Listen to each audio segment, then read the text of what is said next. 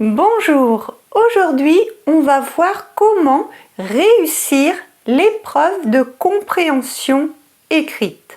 Je vais vous donner des conseils et des stratégies pour être sûr que vous réussissiez votre examen. Et on fera ensemble des exercices. Allons-y! Pour rappel, cette épreuve est notée sur 25 points, elle dure 45 minutes et comporte 3 exercices.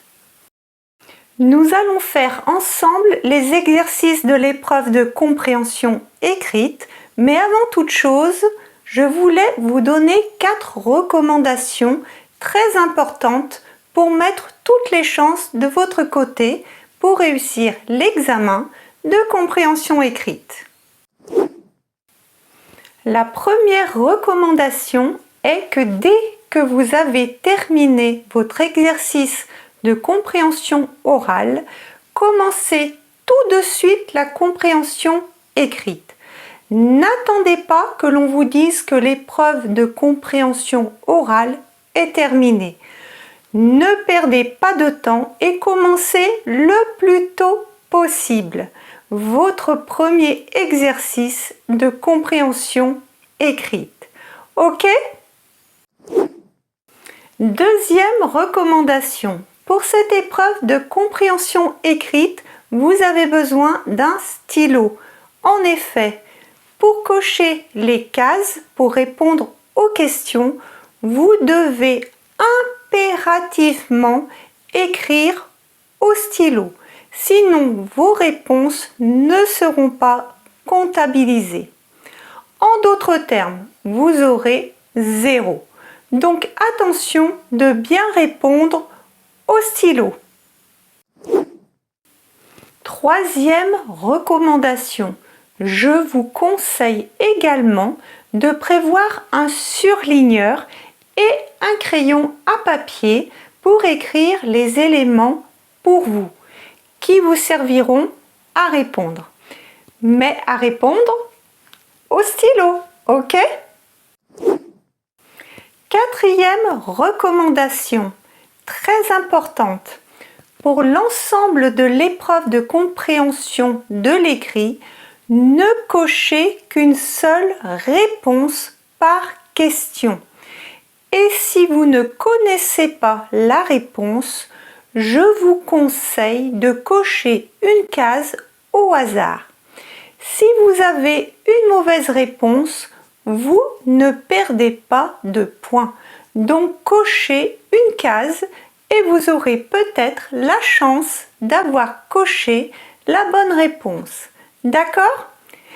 C'est parti pour le premier exercice. Ici, vous avez des critères. Vous cherchez un restaurant sur votre lieu de vacances pour manger avec votre famille.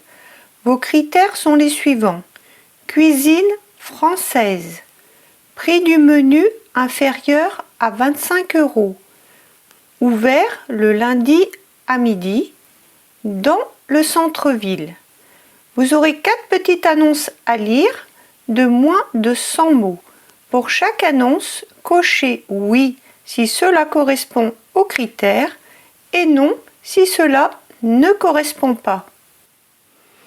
Ce que je vous conseille, c'est de noter au crayon à papier les détails à côté de chaque critère. Par exemple, française pour cuisine. Moins de 25 € pour prix. Lundi à côté de jour. Centre-ville pour situation. Ici, vous avez un premier texte. C'est là que vous allez avoir besoin de votre surligneur. Prenez le temps de lire chaque mot pour bien prendre en compte toutes les informations et de surligner les critères dans le texte. Vous pouvez appuyer sur pause et télécharger le PDF qui est dans le premier commentaire et imprimer tous les exercices si vous le pouvez. Alors, notre texte chez Jojo. Bienvenue au restaurant chez Jojo. Nous vous proposons une cuisine traditionnelle française. Si vous êtes pressé, nous proposons un menu servi en 20 minutes. Salade, plat, dessert pour 19 €. Le restaurant est ouvert tous les jours sauf le lundi. Notre établissement se trouve au centre-ville de Saint-Étienne, proche de la place Jean Jaurès. Vous pouvez surligner le texte en même temps que moi. Cuisine française, 19 €, sauf le lundi, centre-ville. Maintenant, cochez les cases soit oui ou soit non. Chaque réponse vaut 0,5 points.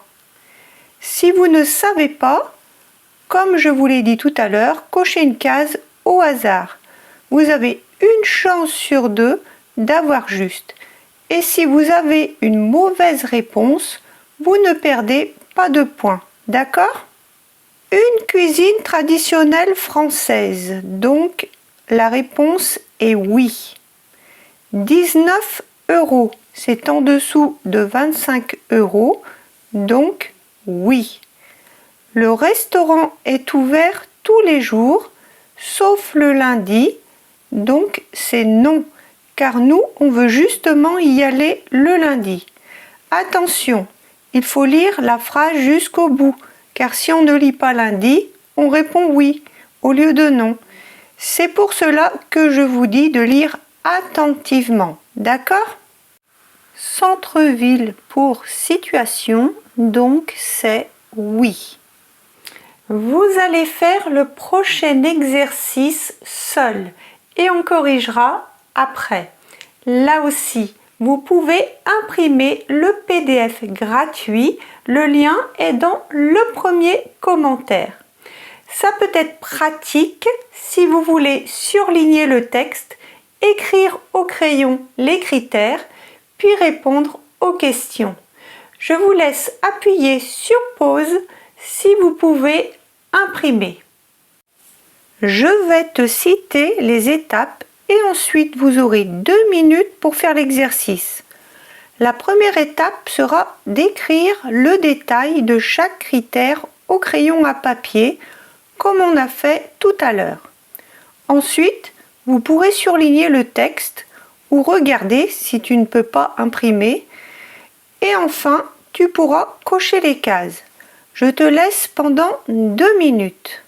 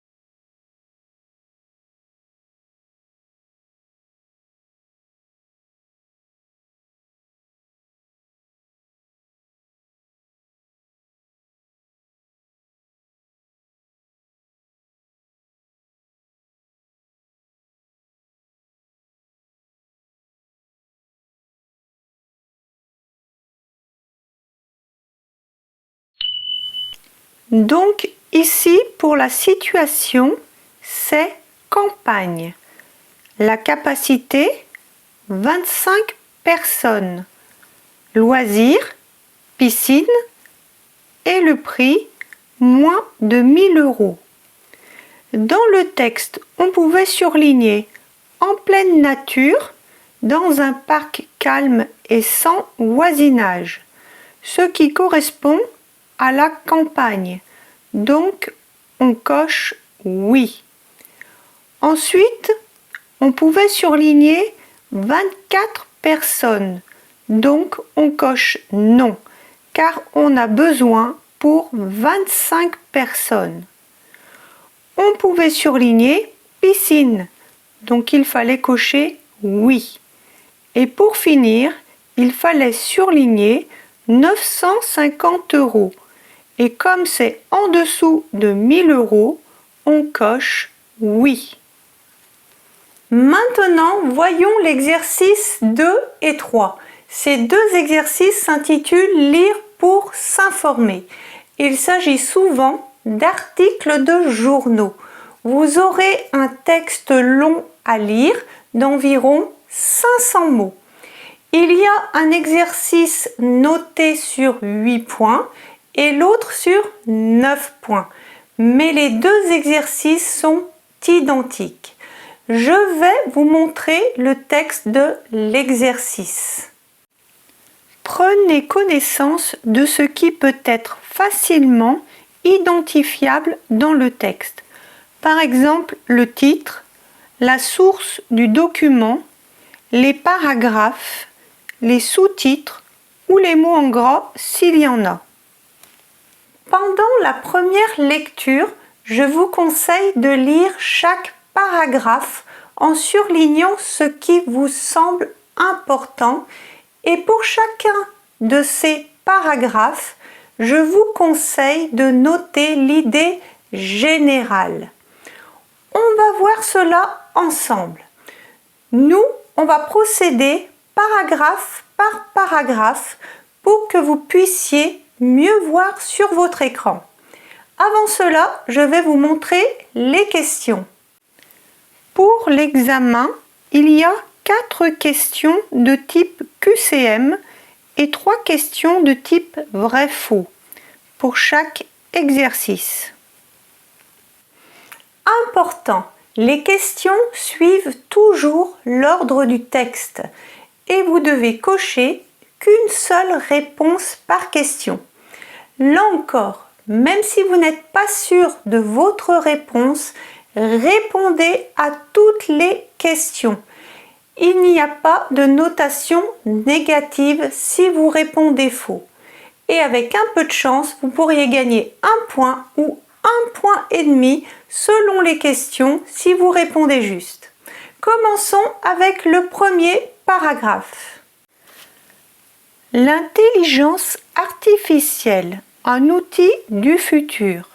L'intelligence artificielle IA désigne la capacité d'une machine à effectuer des tâches qui, normalement, nécessitent l'intelligence humaine. Cela inclut des activités comme la compréhension du langage, la prise de décision, l'apprentissage et même la résolution de problèmes complexes. De plus en plus présente dans notre quotidien, l'IA est utilisée dans des domaines aussi variés que la médecine, l'éducation, les transports ou encore le divertissement. Par exemple, des systèmes d'IA permettent aux médecins de poser des diagnostics plus précis ou aux voitures autonomes de circuler sans conducteur. Donc ici, on peut surligner capacité d'une machine à effectuer des tâches qui, normalement, nécessitent l'intelligence humaine et aussi l'IA est utilisée dans des domaines aussi variés. Si on devait mettre un titre à ce paragraphe, on pourrait écrire l'utilisation de l'IA. Vous allez me dire à quoi ça sert de mettre un titre. Ça aide à retrouver plus facilement les questions qui correspondent au paragraphe, même si, comme je vous l'ai dit, les questions sont dans l'ordre du texte. Les réponses correspondent à ce que l'on a surligné. Qu'est-ce que l'intelligence artificielle? Donc c'est la réponse A, la capacité d'une machine à effectuer des tâches humaines. L'intelligence artificielle est utilisée dans différents domaines, vrai ou faux. Là, c'est la réponse A, vrai. Je vais vous laisser 2 minutes pour répondre aux questions du deuxième paragraphe.